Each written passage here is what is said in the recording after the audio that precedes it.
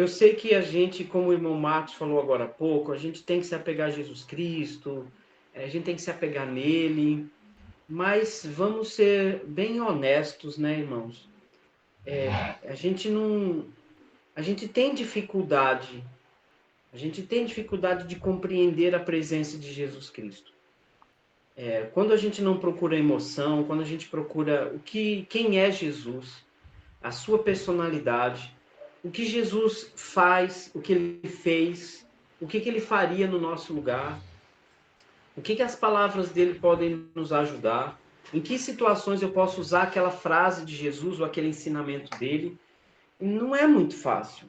É por isso que Jesus nos deixou o Espírito Santo para habitar em nós, para fazer aquilo que a gente não consegue fazer, especialmente com relação a nós mesmos, né? Que ele nos purifica, ele nos guia por sua palavra.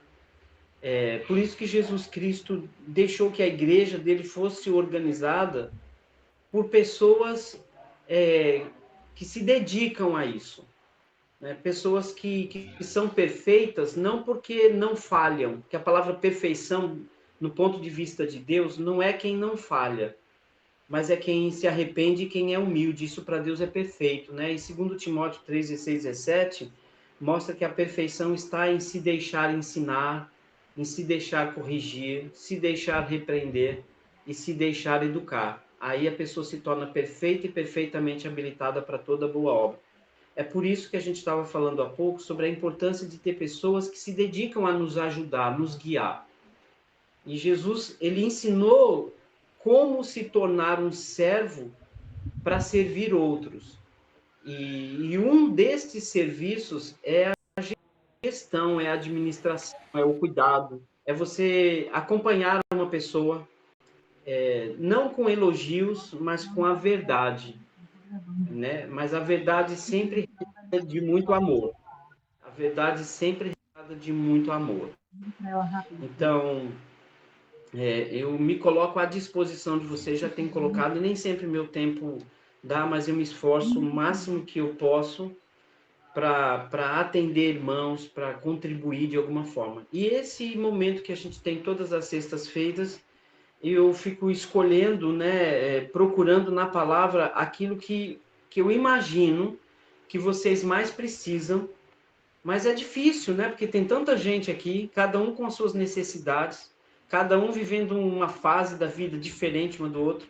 Então, o que eu faço é ver o que Jesus fez na minha vida, o que eu fiz na vida da igreja, de bom e de errado, conserto o que foi de errado, melhoro aquilo que precisa melhorar, né? Chamo minha família para estar junto com a gente o máximo que eu posso, né? A Sheila e meus filhos, apesar deles não participarem dos estudos aqui com a gente, não é? Algumas vezes, né? O Natan, algumas vezes o Levi, mas aqui em casa, em tudo que a gente faz de estudar a Bíblia, de ler a palavra, de tomar ceia, eles estão sempre juntos.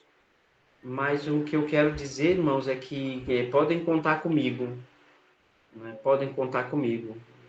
E eu sei que Jesus Cristo, ele quer agir, mas nós precisamos desenvolver a capacidade de olhar para Jesus e saber o que ele quer. Então, são duas coisas importantes: saber quem é Jesus e o que ele quer. Então, conhecer Jesus e saber o que ele quer para a nossa vida, como isso é o que todo cristão precisa. E a gente está com a Bíblia aberta aqui para tentar entender como é, tá certo? E transfira isso para outras pessoas, né? Vamos orar? Obrigado, Senhor Jesus Cristo. Muito obrigado por tudo que o Senhor viveu aqui, quando pisou nessa terra. Nós não andamos junto do Senhor naquela época. Nós nascemos numa outra época, Pai. Mas que o ser humano continua sendo o mesmo, com as mesmas necessidades. Nós somos, porém, enganados, Pai, achando que algumas coisas mudaram, que porque nós temos celulares, internet, redes sociais, porque todo mundo tem um aparelho, todo mundo tem um transporte, a gente tem algumas facilidades, como roupas prontas, comidas embaladas, mas a gente vive, Senhor bendito, a mesma necessidade de que de que nossos irmãos do passado também tiveram, de olhar para as coisas do alto, de não se envolver nas coisas da terra, de fazer parte de um povo santo, que é separado do resto do mundo, Pai. Mesmo vivendo no mundo, mas guardados do mal, como foi tua palavra. E muito obrigado pela Bíblia. Muito obrigado pelo Espírito Santo, Pai, que está junto conosco. E que seja um alerta para a vida de todos os irmãos, que a gente precisa cantar o tempo todo. Porque isso faz a gente se encher do Espírito Santo. Quando a gente louva, que a gente estude a Bíblia de manhã, à tarde, à noite, que a gente medite nela. Quem não sabe ler, que leia, aprenda a ler. Quem não sabe ler muito bem, que aprenda a ler muito bem. Quem não sabe falar direito, que aprenda a falar bem, porque isso vai contribuir para todos. A gente tem tanta capacidade. A gente tem que se empenhar, Pai, para sermos o melhor na pregação do Evangelho. Eu sei, Senhor bendito, que muitos querem falar porque consideram que é importante estar falando, ensinando, mas o juízo maior virá sobre cada uma dessas pessoas. Mas que todo mundo aprenda, Pai Santo, a servir naquilo que tem como dom, que a gente aprenda a servir naquilo que a gente tem como capacidade. E se existe alguma coisa a ser feita na igreja e ninguém faz ou ninguém sabe fazer, que a gente aprenda a fazer, que a gente entre em cursos, que a gente procure ajuda de quem sabe, que a gente se esmere, que a gente ore para fazer aquilo que a igreja precisa que seja feito. E obrigado porque essa oportunidade a gente tem para afirmar a nossa fé nas grandes lições de Jesus para a nossa vida. Em nome de Cristo. Amém. Amém. Amém. Amém. Amém. Bom, amém, amém, assim seja, assim é e assim será, né? Amém. Irmãos, a gente está naqueles estudos sobre as grandes lições de Jesus para a nossa vida, lembrando mais uma vez que esse é um estudo para reforçar a nossa fé. Pegue ele desde o começo, tá tudo gravado lá no YouTube. Se ninguém ajudou você com esses estudos antes de você se batizar, vai lá, pega. Não por mim, mas tudo que eu falei ali, tudo que vem da Bíblia, começa de novo, estuda do começo, né? Desde o que a gente aprendeu nessas séries todas, autoridade da Bíblia, tivemos 4 aulas, depois a gente falou sobre pecado e arrependimento, depois a gente falou sobre luz e trevas, né? E então hoje a gente tá no segundo encontro falando sobre o reino de Deus.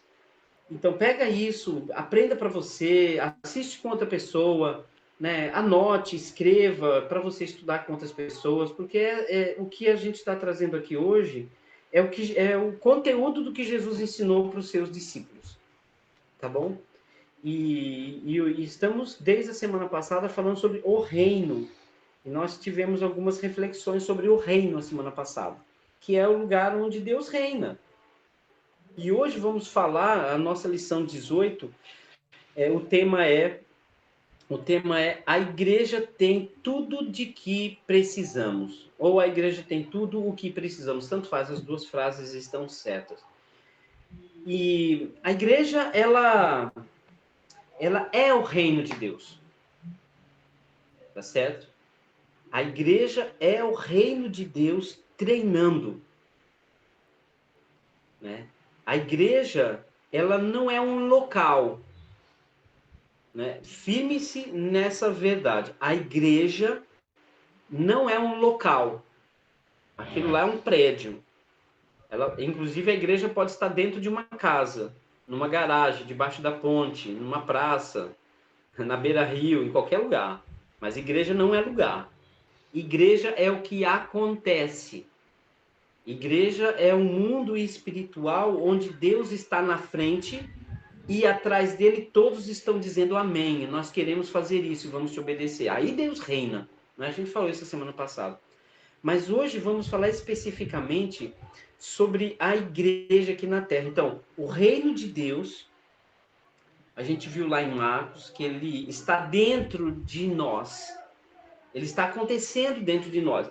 Ou seja, Deus está reinando dentro de você? É Deus quem fala e você faz? Você enxerga o reino de Deus dentro de você?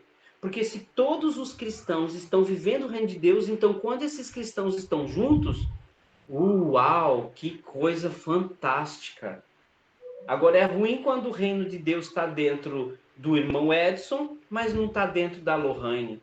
É ruim quando o reino de Deus está dentro da Irene, mas não está dentro do irmão Marcos. Mas as pessoas estão juntas no mesmo prédio. Uns com o reino de Deus dentro e outros com o império das trevas dentro. Porque Jesus disse que é assim, né? Ou você está no reino de Deus ou você está no império das trevas, né? Reino porque todo mundo está lá de boa vontade, voluntariamente. E império é que você é obrigado a estar lá. E o inimigo, Satanás e os seus demônios obrigam os seres humanos, os engana, força a barra, tenta, provoca, tá certo? Quer destruir todos.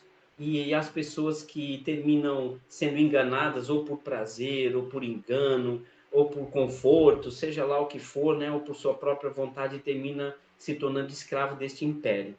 Né? Colossenses deixa a grande frase importante para a gente. Jesus nos libertou do império das trevas e nos transportou para o reino do Filho do seu amor. E a palavra-chave aí é a palavra transportar. Né? A palavra transportar significa que ele botou todo mundo no colo e ele carregou todo mundo e carrega todo mundo para fora disso. Porque com as nossas próprias pernas não vai. Nem acredite nisso, tá bom? Com as suas próprias pernas não vai travar.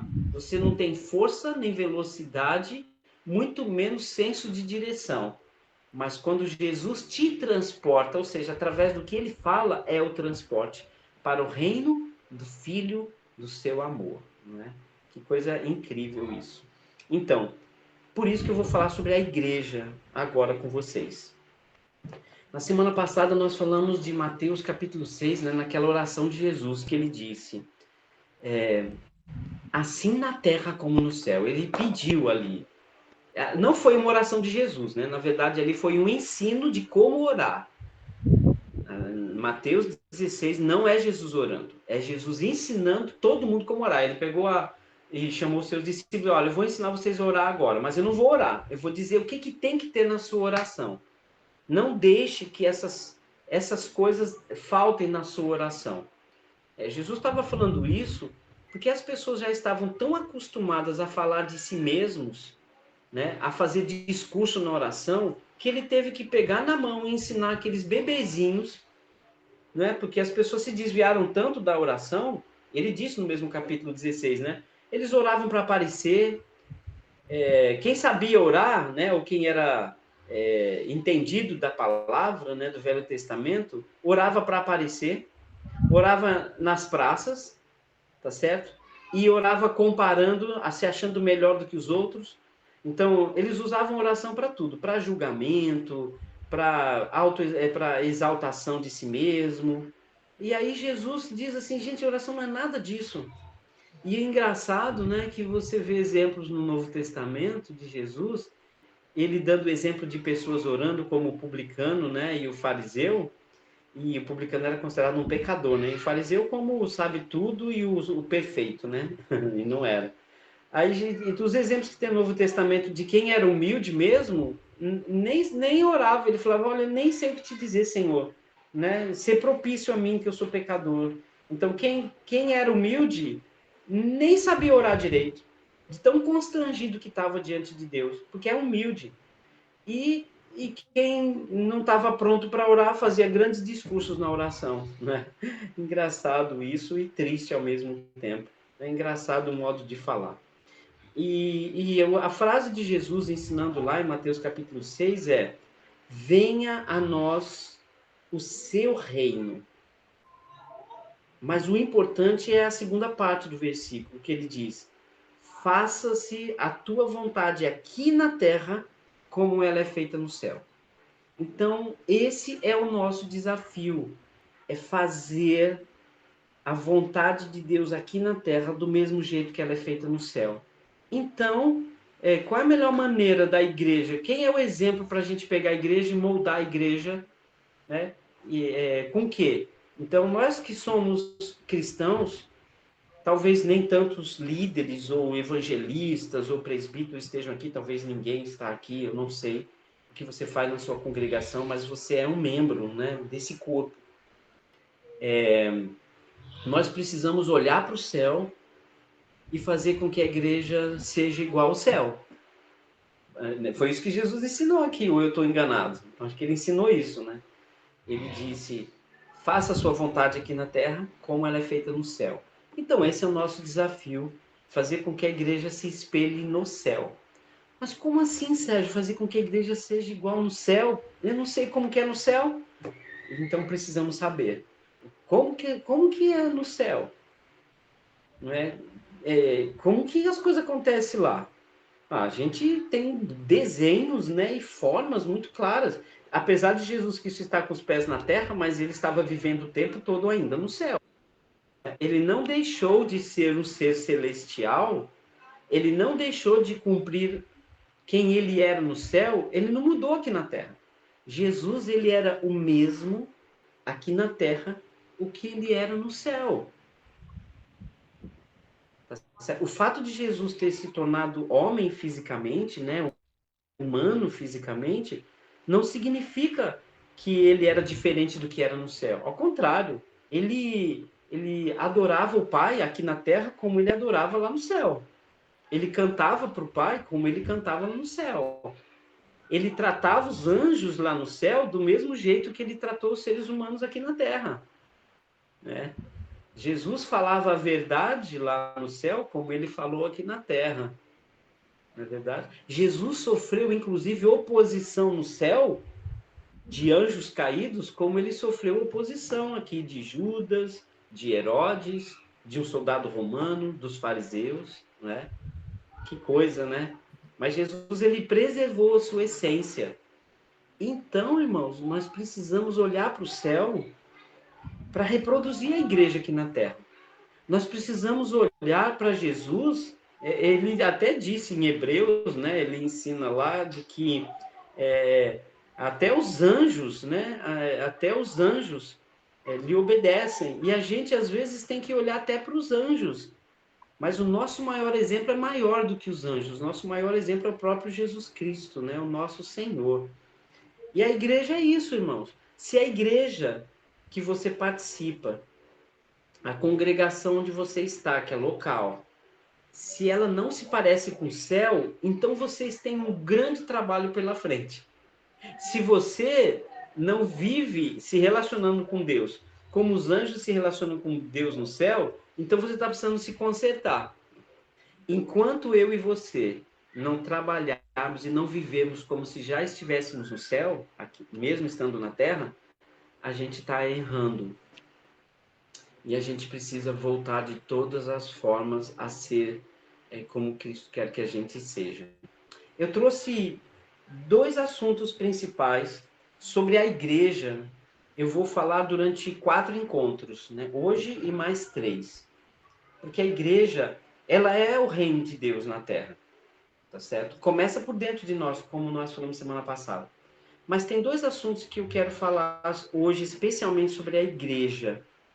Primeiro, muito cuidado em como você enxerga a igreja.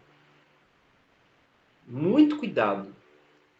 Se você enxerga que a igreja é o lugar onde você vai aos domingos, ou numa reunião de oração, ou num evento, então você está muito errado. Ensinaram errado para você. Entende? Porque a igreja, ela está acontecendo quando você está aí. O reino de Deus é você e sua esposa, seu esposo, você e seu marido, você e seu filho, você e seu empregado, o empregado com o dono. É onde você está, a igreja está acontecendo. Não esquece disso, ela está dentro de você. Tá bom? A igreja não é um lugar que você vai para estar. Ela está dentro de você. Viva a igreja dentro de você.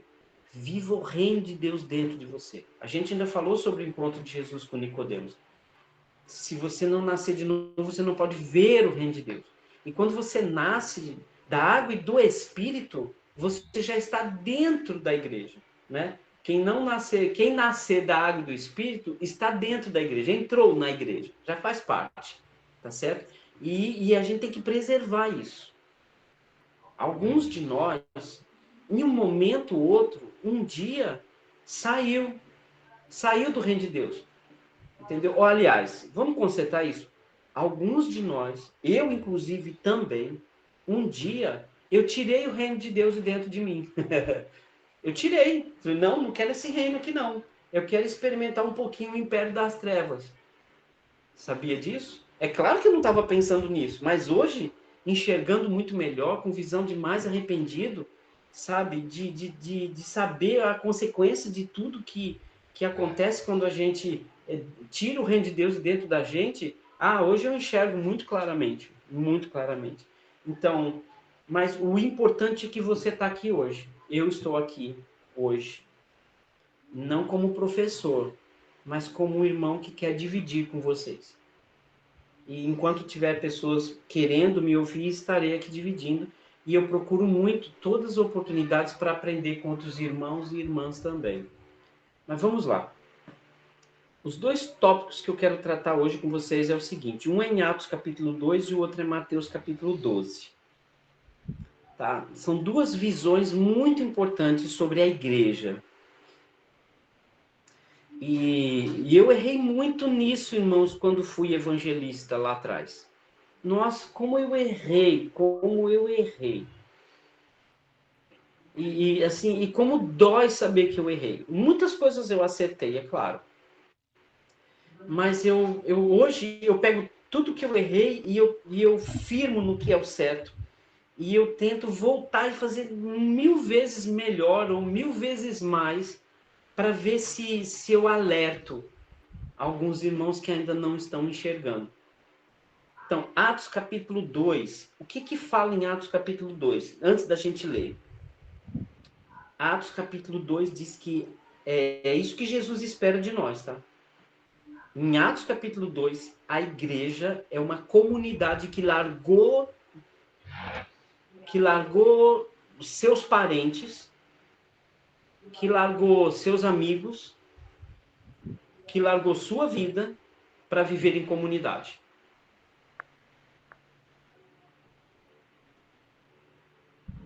É isso que Jesus espera para todo mundo que se batiza. Ele quer que as pessoas saiam de muitos acordos, de muitas sociedades. Não pode haver sociedade entre Deus e o diabo. Não pode haver sociedade entre o crente e o incrédulo. Não tem. Por quê? Porque quando nos batizamos, a proposta de Jesus era para que todos aqueles que são batizados, que se arrependeram, creram, arrependeram e foram batizados. Eu acho que eu não preciso aqui ficar falando batismo de imersão, só batismo, porque a gente já sabe sobre a doutrina da igreja. Não preciso falar o que todo mundo já sabe. O que a gente tem que falar é o que a gente não falou ainda. E o que Jesus esperou dos cristãos que se converteriam em Atos capítulo 2, lá no dia de Pentecostes, eles cumpriram. E em alguns lugares aqui no Brasil, em outros países, também estão cumprindo. Mas eu não sei se isso é forte em você. Então vamos revisar isso. Em Atos capítulo 2, é a palavra comunhão. É bonita a palavra comunhão em grego, né? Que é koinonia, né? Eu acho uma palavra tão bonita. Mas não adianta falar koinonia que ninguém vai entender o que é koinonia. Então vou falar comunhão mesmo. Comunhão significa dividir com outras pessoas. Não há comunhão se não tiver a palavra tudo. Você não tem comunhão com uma coisa e não tem comunhão com outras. Isso é fato. Se você não tem comunhão com seus irmãos, com seu dinheiro, com seu salário, você está errado. O que Jesus espera de quem se batiza, quem entra para o reino de Deus, é que ele traga parte do seu dinheiro. Ele não vai tirar dele para ficar sempre a dar para o outro, não, mas é para dividir. Por isso que as nossas ofertas são tão ruins. Por isso que tantos pregadores no Brasil, bons, sabe, não tem salário. É uma mendigagem de fazer vaquinha ali, fazer vaquinha aqui para a igreja conseguir fazer alguma coisa. É triste. É muito triste, irmãos. Tem muitas instituições da igreja que é o mal necessário, né, que a gente fala. É muito triste, porque não tem comunhão. Ah, vou ter comunhão o quê com a igreja? Ah, eu vou ter comunhão porque a gente, quando tem um evento lá, vai todo mundo. Cada um dá um quilo de alguma coisa, eu levo um prato. Isso não é comunhão. Ah, comunhão porque nós pregamos a mesma coisa. Não, isso não é comunhão. Isso é unidade. Ah, a gente gosta de estar junto com a igreja, isso é comunhão. Não. Isso é união. União é quando estamos juntos. Unidade é quando a gente pensa igual, fala igual. Agora, quando a gente está falando de comunhão, ó, união, unidade e comunhão. São três coisas diferentes. E a gente tem que tomar cuidado, irmãos, porque às vezes nas lives, em outros lugares, algumas pessoas ficam fazendo uns comentários, e às vezes até eu faço comentário que não tem nada a ver com o assunto, como se aquilo fosse uma verdade. Não é. E a gente tem que tomar cuidado com sinônimo. Tá certo? Não existe sinônimo para caneta. Caneta é caneta e acabou. Lápis é lápis e acabou. Mesma coisa. Comunhão é uma coisa, unidade é uma coisa e união é outra. Mais uma vez para fechar. União é quando eu estou junto com os meus irmãos. Isso é muito bom. Unidade é quando a gente fala a mesma coisa, prega a mesma coisa, vê a mesma coisa. Agora, comunhão é quando eu divido alguma coisa com os irmãos. É quando eu divido tudo com os irmãos. Como que você vai ter comunhão com uma pessoa que você não está com ela? Junto, presença. Se ela não é presente na tua vida. Como você vai ter comunhão com uma pessoa se o seu salário não é dividido com ela e o dela não é dividido com você ou com quem precisa? Claro que tem que ter uma gestão, né? Uma administração. Não sou louco de fazer uma coisa dessa sem que tenha muito controle. Se não tiver diáconos, se não tiver alguém com sabedoria, que experimentado na vida, que sabe fazer a divisão. Né? E Jesus pediu muitas vezes que soubesse fazer muito bem a divisão dos pães e dos peixes. Então, comunhão, irmão, tem que ser dividir tudo. Então, a visão de Atos será essa quando a gente vai ler daqui a pouco. Comunhão é estar na casa, é participar de tudo na vida uns dos outros. Já pensou se a igreja local, se a igreja na sua cidade, todo mundo que se batiza entra e começa a dividir tudo? Vamos ver aí o que eu preciso ajudar. O que você pode me ajudar? Olha, eu posso te ajudar nisso e você nisso. Antigamente, há muitos séculos atrás, a maneira de comércio era chamado de escambo. Escambo era assim, eu tenho 1 quilo de arroz e 100 galinhas. Então, falta mais arroz e eu tenho muita galinha. Aí eu encontro lá a Luciane. Aí a Luciane tem 2 galinhazinhas só, minchazinha ali, ciscando no quintal dela. Ah, mas ela tem 1 tonelada de arroz. Opa, vamos ter comunhão, Luciane. Aí a Luciane pega pelo menos umas 30, 40 galinhas minha, mas eu vou dizer para a Luciane, ó, vou te ensinar como ajudar as galinhas a se reproduzir, dar bastante ovo, porque a gente pode ter muito ovo e dar para quem precisa de ovo. Aí a Luciana, opa, beleza, tá, vou aprender a mexer com galinha e você dá um pouco de galinha para mim e a gente vai trabalhando. Por quê? Ah, porque eu nasci de novo e a Luciane também. Então eu não vou desconfiar da minha irmã, ela se batizou de verdade, foi pregado o evangelho verdadeiro, então tá lá. Aí a Luciane vai me ensinar como plantar arroz para ter 1 tonelada de arroz. Aí a gente divide tudo. Aí daqui a pouco a Luciane se produz muita galinha, continua muito arroz. Eu produzia galinha já, agora eu produzo muito arroz. Então vamos procurar quem pode produzir mais arroz e galinha para a gente multiplicar isso e a gente sobreviver. Ah, isso é comunhão. Né? O Marcos está lá doente na casa dele, está com problema sério, não está operando, outro está fazendo as coisas, está uma dificuldade de saúde lá. Ah, eu vou pedir férias na minha empresa para estar lá junto com o Marcos, para ele passar por aquele período que ele está passando.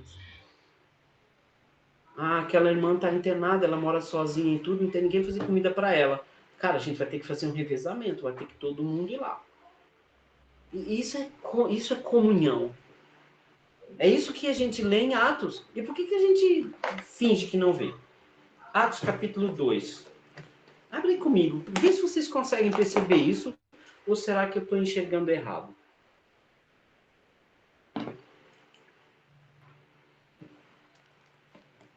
Atos capítulo 2. Quando a gente começa a ler o Atos capítulo 2 e vê isso, alguma coisa tem que ficar diferente, né? Depois que Pedro pregou para eles se batizavam e tudo, né? Aí diz o seguinte, versículo 42, que diz assim, e é sempre no plural, tá? Todos perseveravam na doutrina dos apóstolos. Ótimo. Então, eles já perseveravam na doutrina, mas isso não é comunhão, isso é unidade. Aí ele continua, todos perseveravam na doutrina dos apóstolos, beleza, a gente tem isso rico no Brasil e no mundo todo. Tem as divisões aí, mas a gente precisa parar de falar das divisões e pensar no que a gente tem de bom, tá certo? Pelo menos você está aqui. Quem não está aqui é porque não era dos nossos. Mas vamos lá. Na doutrina dos apóstolos eles perseveravam. E eles perseveravam também em quê? Na comunhão. Tá vendo que comunhão é uma coisa e doutrina é outra? Doutrina é unidade. Comunhão é o que? Aí ele vai explicar. No partir do pão, ele está dizendo que eles perseveravam, eles obedecem ao verbo, tá? Então, eles perseveravam, eram perseverantes, eles não desistiam. E aqui ele está dizendo que eles não desistiam de três coisas. Eles não desistiam da doutrina, não desistiam de dividir tudo uns com os outros, comunhão, não desistiam do partir do pão, tá certo? E não desistiam das orações. Eles não desistiam disso, eram firmes. Não é porque um roubou o irmão que eles desistiram.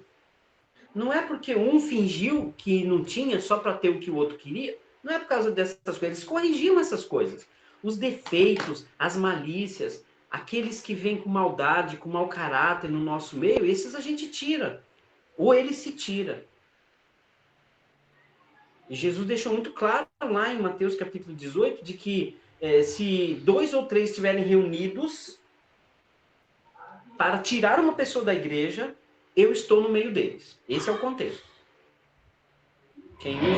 Quem persiste usar esse versículo para dizer que Deus está comigo quando estiverem 2 ou 3, esse versículo não fala isso. Deus está comigo nem que esteja sozinho.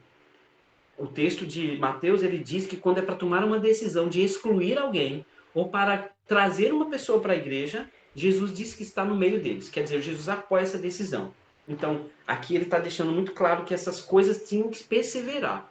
Vai ter erro, vai ter uma pessoa que não nasceu de novo direito, sabe? Mas a gente vai consertando isso.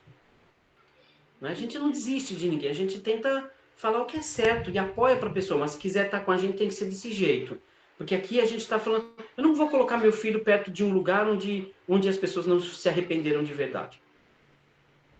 E eu não posso estar no meio de um povo se eu estou fazendo alguma coisa errada. O povo tem que me corrigir. E a gente vai se consertando, vai se melhorando, vai levantando e a gente continua. Versículo 43. Em cada alma, quando ele usa a palavra aqui, é na emoção deles, sabe? Genuinamente, no coração deles, havia temor e muitos prodígios e sinais eram feitos por intermédio dos apóstolos. Então, o que acontece? As coisas acontecem quando as pessoas permanecem naquelas coisas. Tá bom? Na comunhão, na doutrina, não só na doutrina, mas também na comunhão, no partir do pão, não é? No partir do pão e nas orações. Aí ele diz mais, versículo 44. Todos os que creram estavam juntos. Opa!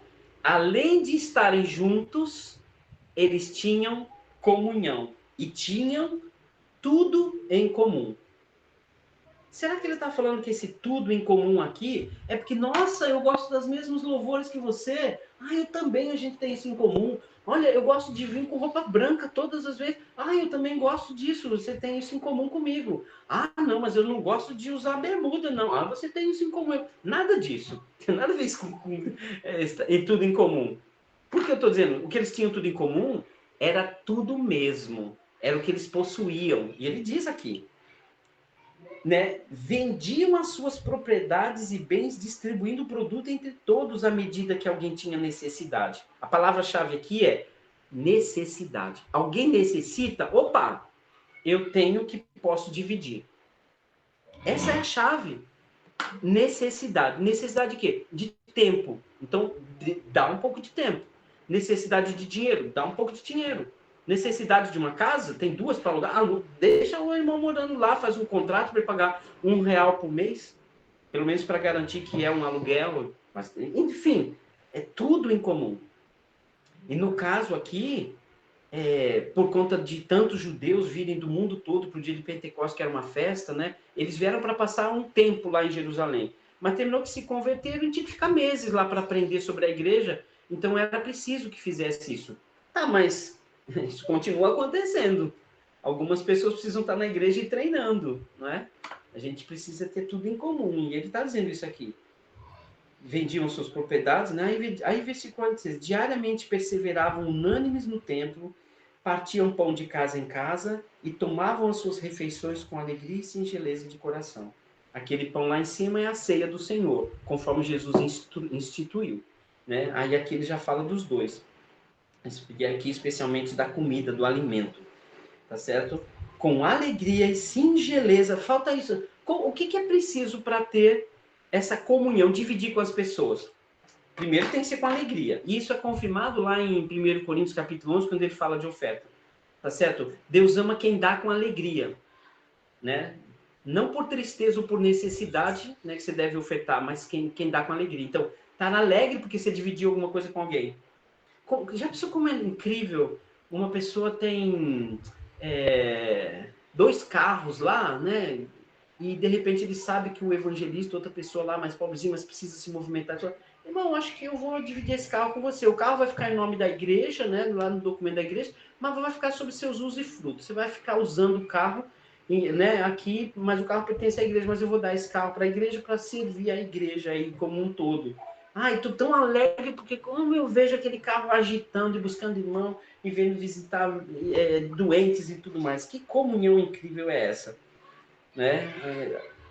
Com alegria, e olha o que ele diz a palavra, e singeleza de coração, ser singelo, ser carinhoso com isso. Aí ele diz mais, louvando a Deus. E qual é o resultado? É claro que o povo vai ficar simpático a isso, o povo de fora. O povo de fora vai ver essa comunidade contando com a simpatia do povo. Enquanto isso, acrescentava-lhes o Senhor dia a dia os que iam. Isso é a igreja que cresce. A igreja não cresce porque não tem comunhão. Não adianta ensinar doutrina. Não adianta a gente ficar falando de união. A gente tem doutrina. A gente se une para um monte de coisa quando é para o nosso prazer. Não que não deva fazer. Precisa ter união. A gente tem unidade, tem união. Tá certo? A gente tem a ceia, né? Todo domingo. Mas cadê a comunhão? Comum. O que a gente tem em comum um com o outro? Irmão, já fui evangelista sustentado. E, nossa, que sacrifício que era para vir, para ter sustento. Hoje eu trabalho, não sou mais evangelista, não é? O Senhor está resgatando muita coisa na minha vida hoje. Mas, assim, eu lembro que eu passei fome, irmãos. Quando o meu sustento demorou 2 meses para vir, chegou atrasado, foi difícil. Mas aí eu estava perto de alguns irmãos. Olha, tem um irmão aqui chamado Esdras, lá de Maceió. Olha, eu almocei muito na casa desse irmão. Almocei muito na casa do irmão Esdras. Entende? Graças a Deus, louvado seja Deus, não é irmão Esdras, não. Ele era funcionário da Chesf, acho que está aposentado hoje, sabe? E tudo mais. E eu acho até que ele e a família dele me deram sustento até para pagar meu aluguel lá. A gente tinha um irmão chamado Benevides, né? E que ele levava carne para mim, porque ele tinha açougue. Eu cansei de ver ele levando carne para outros irmãos lá que tinham mais necessidade. Tinha um irmão chamado irmão Pedro, que quando eu fiquei muito doente, me levou para casa dele. Eu fiquei 3 meses na casa dele doente. Comunhão. E como a igreja cresce quando tem comunhão. Mas hoje a igreja é cada um por si. Ah, tem um irmão que é aposentado, que bom, tem lá a casa dele, tem tudo, tem outro que tem isso, outro que tem isso, outro que tem... Assim, todo mundo, uns têm, mas não existe comunhão na igreja. Bom, espero que não esteja cometendo nenhum erro, né, irmãos, na Bíblia do que eu estou vendo aqui. Mas tem que ter comunhão. Mas vamos ao assunto... eu tenho outro assunto para falar, não dá tempo para falar muito, mas eu quero muito agitar a ideia de vocês com relação ao segundo texto, que é Mateus 12. Vou tratar ele melhor a semana que vem. Mas que fique fechado essa ideia nossa que o reino de Deus é onde há comunhão. Deus divide tudo com os seus anjos. Jesus esteve aqui e ele dividiu tudo com todo mundo. Aquela ideia de multiplicação dos pães e peixes não era para falar de um milagre, não, irmãos. Era para falar como é incrível quando alguém divide o que tem. Aquele garotinho tinha pouquinhos pães e pouquinhos peixes. Ele veio dar. Olha, a pessoa que doou os pães e os peixes, ele estava olhando para uma multidão. Ele não se preocupou, não, eu nem vou dar, não vai dar para sustentar ninguém aqui. Mas tudo que ele queria era dividir, porque na cabeça daquela pessoa, pelo menos esse é um critério humano que a psicologia identifica, que é o que você imagina que vai acontecer por uma ação sua. Quando aquela pessoa, aquele garoto, quis dar os pães e os peixes, ele imaginou o quê? Ele imaginou que se ele fizesse isso, todo mundo ia fazer também. Todo mundo ia fazer também. Ele falou, poxa, eu tenho isso, vou dar. Quando todo mundo começar a dividir, ele podia falar assim, olha, eu acho que alguém me ajuda aí. 2 pães e 5 peixes, ou não, 2 peixes e 5 pães, eu não lembro mais essa conta agora. Quem me ajuda aí? Quem 5 me pães ajuda? e 2 peixinhos. Quantos peixinhos? 5 pães e 2 peixinhos. Isso, obrigado, Marcos. Às vezes, irmão, a minha mente às vezes falha, tá, irmãos? Mas vamos lá. Então, 5 pães. Esse menino podia ter pensado o quê? Poxa, eu posso ficar com um pão e um peixe e dar um peixinho e os 4 pães que sobraram. Ele não fez isso.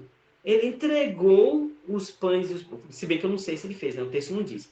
Mas o fato dele ter dado 2 peixinhos e 5 pães, eu tenho certeza absoluta que, olhando para uma multidão de mais de 5.000, ele não imaginava nem que Jesus ia fazer milagres, né, multiplicar. E eu também sei que ele não pensou que aquilo seria ridículo. Ah, eu vou fazer isso, vão dar risada de mim. Não é? Ele não pensou nisso. Eu tenho certeza absoluta, até por uma visão de psicologia, que quando uma pessoa faz uma ação dessa, é porque ele conta que ele vai encorajar que outros façam também. E o que Jesus fez? Jesus mostrou o que era a comunhão. E sobrou. Texto 6. Comunhão. Isto é comunhão. Bom, irmão, o reino de Deus é isso. Você pode ver uma igreja que todo mundo batizou, ele já entra numa comunidade que todo mundo divide tudo. Parece que a igreja hoje é um individual, é um ponto de encontro nosso. Eu não estou dizendo que a gente vai para o inferno por causa disso, mas o que eu estou dizendo é que isso não é totalmente a vontade de Deus. Não é assim que a gente vai pregar o evangelho. Não é, não. E hoje, quando eu penso que eu não esperei isso lá atrás, e eu não vivia isso dói. Irmão. A gente está elitizando a igreja. Eu tenho certeza que seremos salvos. Mas o problema não é quem vai ser salvo. O problema é quem não vai ser salvo, que não foi atingido pela comunidade. Hoje, algumas pessoas numa loja que eu tenho, e eu e a Sheila, e às vezes a gente conserta celular praticamente de graça para algumas pessoas, uma pessoa que precisa de colocar uma trinca no celular que precisa, a gente termina dando. A gente não vive só de dar, mas algumas pessoas a gente sabe que se a gente não fizer nada, é uma mulher que o filho está internado e o telefone dela quebrou e ela não consegue comunicar com a família. E a gente com ele, que sobra para outro, termina mandando uma oferta para um irmão aqui, outro irmão ali, e a gente É, e a gente tem uma dificuldade tão grande, né, de ver as coisas. E outro dia o irmão Valdizan, sabe? Eu gosto de ouvir algumas coisas dele, sabe? Eu tenho ele como um amigo, porque ele me estendeu a mão quando alguns cruzaram as mãos. Ele falou uma coisa tão interessante sobre evangelho maltrapilho, né? É que a gente não consegue pregar evangelho para mendigo, a gente não consegue pregar evangelho para prostituta, a gente não consegue pregar evangelho para quem vive na rua, a gente não consegue pregar evangelho para essas pessoas, a gente tem muita dificuldade. A gente tem alguns irmãos que fazem obras incríveis, né? De tirar os irmãos das drogas. Mas, irmãos, comunhão é isso. Está na hora da igreja treinar, né? Comunhão. Ter mais coisas em comum com os irmãos. E a gente vai ter que praticar o desapego, a gente vai ter que praticar o dividir. E se a gente tiver uma comunidade assim, que se ajuda, sabe, que está junto para tudo, sabe o que vai acontecer? A gente nem vai se preocupar mais com garantir a nossa aposentadoria. Porque se não tiver aposentadoria que eu estou servindo a igreja fielmente tudo, lá na frente eu vou ser um velhinho que ninguém vai deixar eu passar fome. É claro que se eu não for um preguiçoso, né? Porque aquele que vai ter com a formiga o preguiçoso, né? Ou quem não trabalha não come. Mas como seria diferente a igreja? Isso é a igreja. E nós veríamos o resultado que a gente viu aqui, tá certo? E o Senhor nos acrescentaria dia a dia os que iam sendo salvos. E olha que interessante. E essa salvação aqui não era só salvação do império das trevas, do pecado. Era ser salvo de um mundo egoísta, que cada um só faz para si, só luta para si. E eu vejo como foi humilhante para o apóstolo Paulo, às vezes, não receber a oferta de algumas congregações, de ter que chegar lá e trabalhar, fazer tendas, porque os irmãos não davam com alegria, provavelmente. E provavelmente eu ficar dizendo, você está sendo sustentado às nossas custas. Essas frases, sabe, essas dúvidas, é do mal. É mau caratismo, é gente que não é do reino de Deus, mas está na união com a igreja. Vamos olhar para a palavra comunhão. Começa a praticar isso com mais fácil. Comece a praticar com alguém que você goste, com amizade. Depois você vai expandindo e as pessoas vão mostrando na igreja com o tempo que elas são realmente quem dizem ser. Provai os espíritos se procedem de Deus. Vamos ver se aquele é irmão mesmo e tudo. E vamos nos ajudar, né? Bom, o outro assunto que eu queria falar, nem vou comentar hoje, né, sobre a família. Nós temos muitos parentes. Família é quem mora comigo, é quem está presente. A minha mãe, minha irmã, meus sobrinhos são meus parentes. A minha família é eu, minha esposa e meus filhos. E saindo disso, a minha família é quem faz a vontade do meu pai. A igreja é uma família. Quando a gente fala de comunhão, é uma obrigação nossa. Não tem outro caminho. Mas para amortecer o nosso coração e para que seja feito isso com amor, com carinho, não por obrigação, aí Jesus entra com a história de que a igreja é uma família. E bateram lá na porta e falaram, Jesus, sua mãe e seus irmãos estão lá fora. Jesus, quem é minha mãe e meus irmãos? E ele apontou para todos que estavam lá e disse, olha, quem faz a vontade do meu pai, esse é minha mãe e meu irmão. Não é? E eu vou mais além. Quando um seguidor de Jesus, um dos seus discípulos, diz para Jesus, Jesus, tudo nós deixamos para te seguir. E o que a gente ganha com isso? Né? Em outras palavras, Jesus disse, olha, você vai ganhar o 100 vezes mais de irmãos e irmãs. E no mundo por vir, a vida eterna. Que o Senhor os abençoe. Vamos orar? Amém. Obrigado, Senhor, por esse dia. Obrigado por Atos, capítulo 2. Obrigado pela palavra comunhão. Obrigado porque nós já alcançamos a unidade. E porque temos prazer na união. Mas ensina a tua igreja a não esfriar o amor. Ajude a tua igreja, Senhor bendito, a amar um ao outro, não com palavras, mas com ação. Se alguém precisar, Senhor bendito, de alguma coisa que eu tenho, Pai, nem me permita pensar se devo ou não. Me ajude a obedecer e ponto. Em nome de Jesus. Amém.